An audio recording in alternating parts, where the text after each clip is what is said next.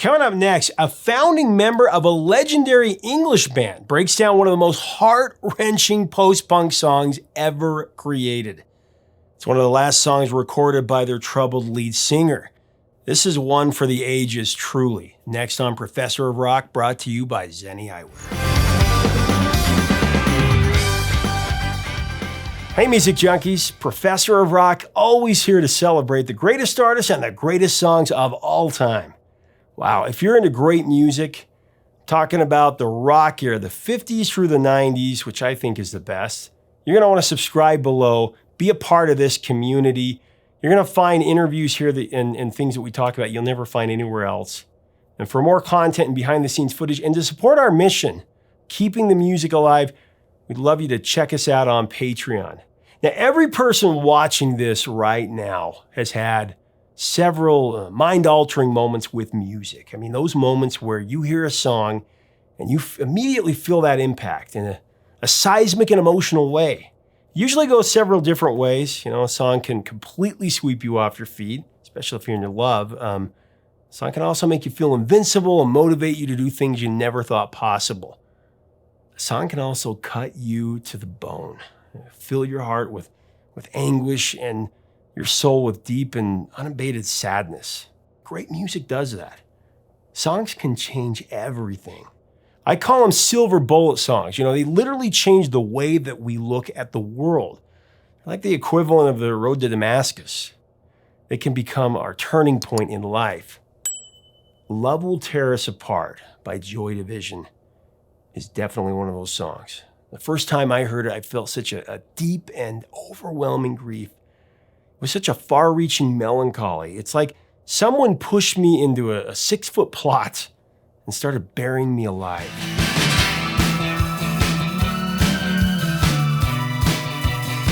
The despair and the torment inside Ian Curtis's poetry is so utterly moving. I mean, my heart could faintly take it. I mean, think about some of the words.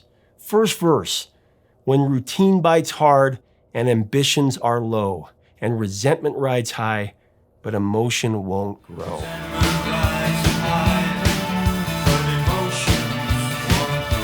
Second verse, why is the bedroom so cold? Turned away on your side. Is my timing that flawed? Our respect runs so dry.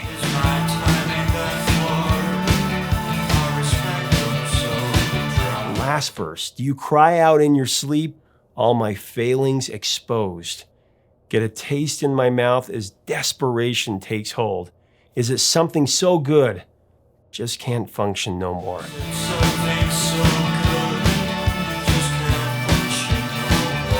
I mean, poetry. Ian Curtis's degree of vulnerability in asking such honest and direct questions that we as listeners can't bear to even think of what the answers might be. I've yet to find a song in popular music that compares with such naked emotion. And then he ends each of those questions with the inevitable answer. Love. Love will tear us apart again.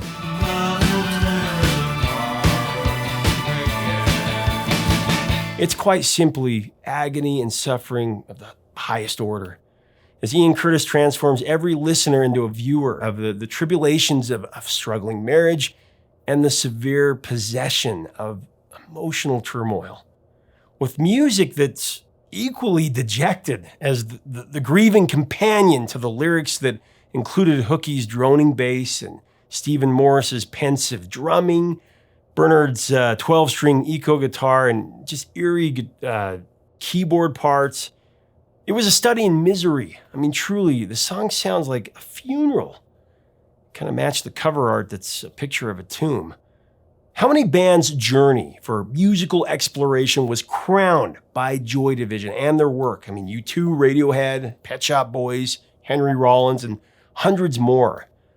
Of course, the victim of the sad story is the creator, the genius of post-punk, Ian Curtis, who took his own life not long after writing this brilliant composition. And what a loss. In my opinion, Ian Curtis has the most haunting voice of any singer that my ears have ever experienced.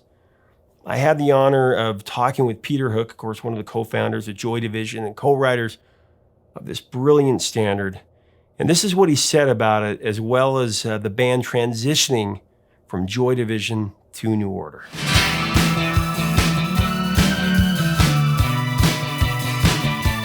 Tell me about coming up with that, because that's the part of every... Well, all our music was written in jams.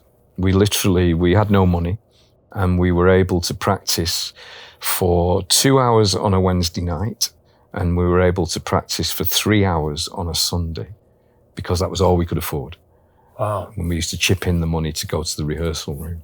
And on those 2 occasions, as Joy Division, because it's very easy to write songs when you've not written many. You've written 300, it gets a little bit more difficult. Right. But then we had none. And literally you were churning out a song, a rehearsal. It's fantastic, the energy that you had and the enthusiasm and the desire to play was overwhelming. And Steve and I came up with the drums and the bass riff to Love Will Tear Us Apart on Wednesday night. Mm-hmm. And Ian said, that's really good. I've got an idea for the lyrics for that. He said, I'll have them on Sunday. And literally he came in on Sunday. We played it again, got the break, and it was done. And it was written in 3.5 hours. Love Will Tear Us Apart from start to finish.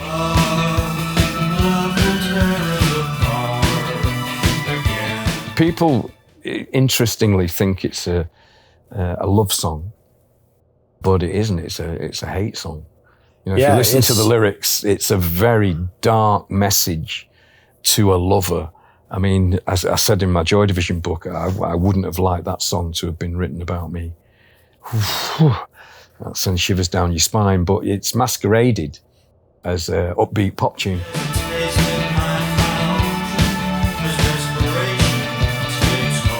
There was a very small core group of people that used to go to all the punk gigs when they were very, very cult, is the word we use in England. Cult following, very small, intense following. And we'd go and see bands like Eater, Buzzcocks, God, so many of them, Susie and the Banshees, the Pistols, the Clash. You'd go and see all these groups and there'd only be 20, 40 people there. So you got to know each other very quickly because you were ostracized. Punks were ostracized by society in England. They were ridiculed, they were attacked. It was felt as a really big happening. It was like anarchy, this punk look. And, you know, the stories of the guys putting their feet through the television while they were watching the Sex Pistols were absolutely true.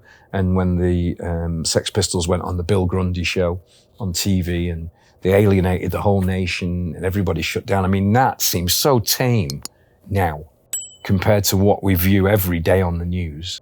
Watching the Sex Pistols swear at a drunk newscaster. It's what? Nothing, a rude word. Next question. No. What was the rude word? Shit. Was it really? Good heavens.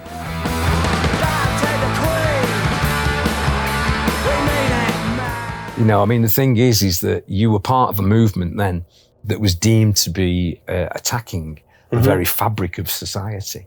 And we revelled as kids in that feeling. You know, you really were cocking a snoot, as we say in England, at everything that had gone before.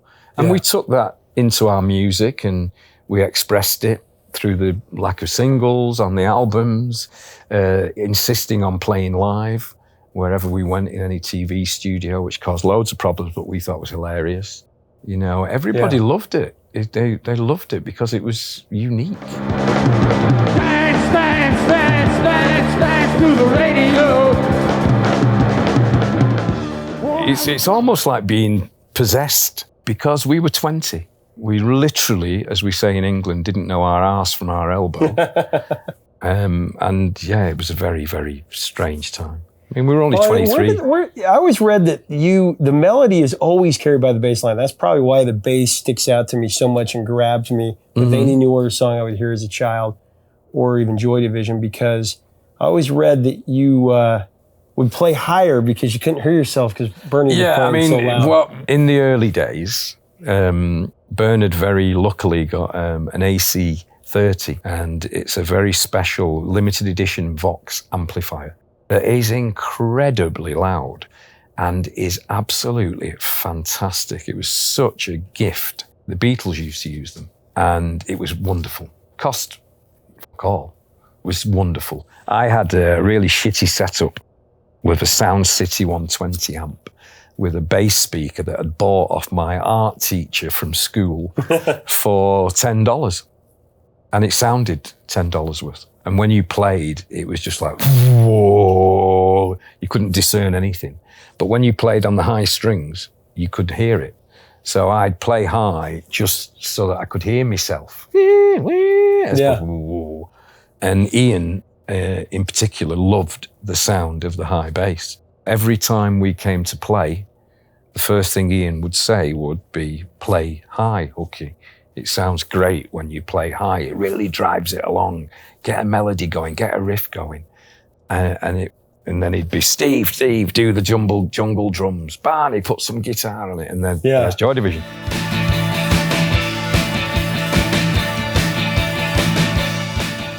We were making fantastically adult-orientated music that was really mature. You were. And really powerful. And the only person that recognized that were, well, two people, was Tony Wilson and Martin Hannett, our producer. Factory were not a standard record company, and Tony Wilson was not a standard record company boss. He was a complete maverick, a complete lunatic, and was happy to let you do what you wanted as long as he liked the music. So it was great. So we did actually rise to some incredible, unique happenings that we did as a group. Bernard and I, if we'd have got our own way, we'd have made Unknown Pleasures sound like Never Mind the Bollocks. Because that's how we were. We were young kids. We just wanted to rip your head off with the guitars. You know, we had no depth. We had no knowledge. But yet, the fact that we were making this wonderful music was, you couldn't argue. These kids might be kids and they might not know what they're doing, but they're making fantastic music. I've been waiting for a guy to come and take me by the hand. When you put together Movement and Ian, of course, passed on and you guys decided to do New Order, Ceremony is my favorite New Order song of all time. I feel like New Order and Joy Division meeting in a way. Well, I mean, it was because Ceremony was written by Joy Division. And we did some demos just before Ian died. And obviously it was recorded by New Order. So I suppose it was the bridge.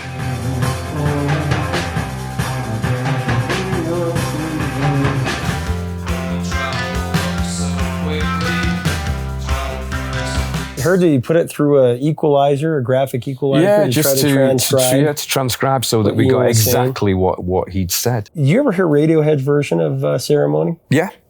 What did you think of that? It's okay. I mean, I thought that was a cool tip of the hat to you guys. Yeah. I'll break them down on the seashore. Heaven knows. It does really hint that Joy Division had certainly not slowed down and were ready to become as big as you two, without a shadow of a doubt. It was a great gift from Ian to set us on our way. It was like, in many ways, it was like he'd done it to help us. You know? It's like he knew that his suicide was inevitable, and he'd left us these two great songs as going, well, listen, I'm gone, but here you go. This will help you. And it was true, because Joy Division, each member in Joy Division brought something absolutely unique to the group. And without any one of those four members, Joy Division would not have been what it was. And I can say that without fear of criticism.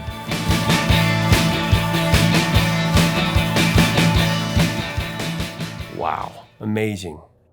Leave us a comment about Joy Division, about Ian Curtis, Hooky, and this beautiful song. You can get Peter Hook's book about Joy Division, as well as New Order, as well as their music, by clicking on our Amazon links below. If our videos resonate with you, we invite you to subscribe below. We have many more videos coming, especially about Joy Division. Please click on the bell when you subscribe so you know when they're coming out. Also, to get these Zenny glasses like the ones that I'm wearing, they're kind of Buddy Holly Morrissey looking. please click below. Look us up on Patreon for more content that helps us keep the music and these stories alive. Until next time, 3 chords and the truth, my friends. Thank you.